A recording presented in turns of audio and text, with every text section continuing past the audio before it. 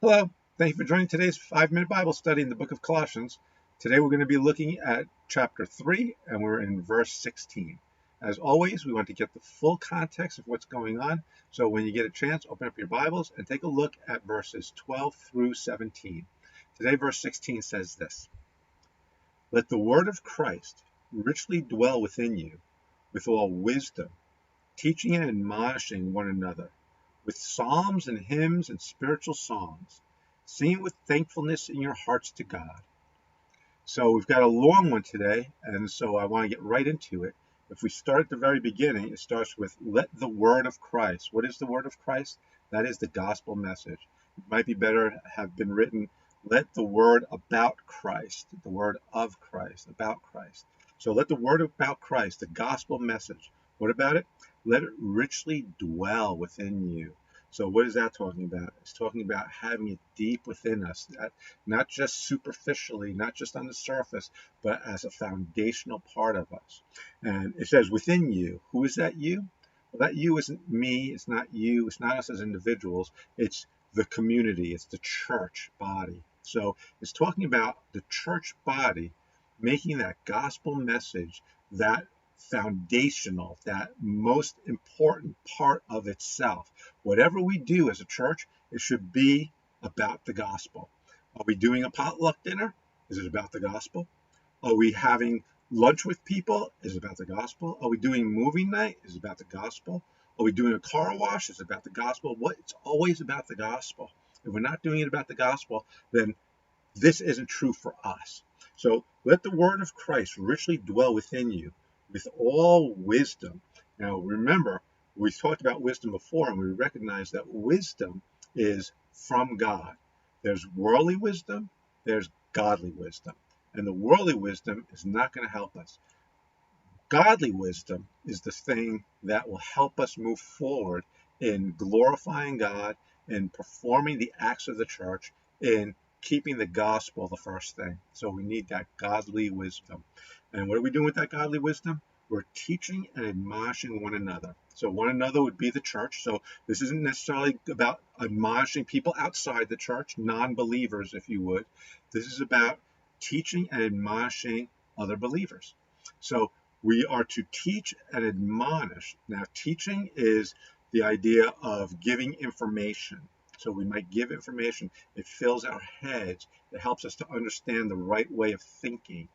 Admonition is telling us that we're doing things wrong or thinking things wrong.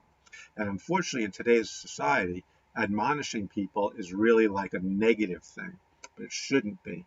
The church needs to be admonishing each other. And notice it does say that, teaching and admonishing one another.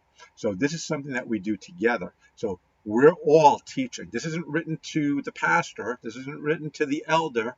This is written to the church. And so Paul is telling the church to teach each other and to admonish each other. And that's why we need to be in a church body, so that we can be taught and so we can be admonished. Because if you think you're doing everything perfectly and that you're not doing anything wrong, then, well, maybe you need to review your faith and see where you are. But recognizing that the rest of us, we know that we go off the track. We need people to help us go back on track and to stay on track. So we need each other to teach us and to admonish us. And then it says, with psalms, hymns, and spiritual songs. So that's really interesting, because this is pertaining to the teaching and admonishing. The teaching and admonishing should be done also with hymns and psalms and spiritual songs. That's why it's so important that when we play these songs in our churches, that they are biblical songs. There are lots of songs that we sing in church that aren't really biblical. They might sound good, they might feel good, but they're not biblical. And if they're not biblical songs, we can't learn from them. On the other hand, there are some songs that are so biblical and so theological deep that sometimes we just sing them and don't even know what we're singing.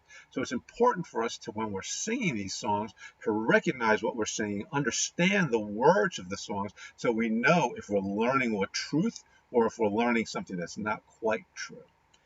Then finally, it ends with thanksgiving in your hearts to God. So We need to do these things with thanksgiving. This isn't talking about just singing songs. This is talking about teaching and admonishing as well. This is talking about this whole verse, what we're doing here in this verse. We need to do it with thanksgiving to God. Everything we do should be with thanksgiving to God. And so as we do these things for the church, we're doing it with thanksgiving to God. And so we need to do that as a church with thanksgiving. Remember, this is written to the church. So the church needs to be thankful for the things that God's doing among her and within her and through her and for her. And so as we do these things, as we teach and admonish each other, as we sing these biblical songs, we do it with thanksgiving to God. So thank you for joining me for today's Bible study. If you have any thoughts, questions, or comments, go ahead and put them in the comment section below. I'll get back to you as soon as I can.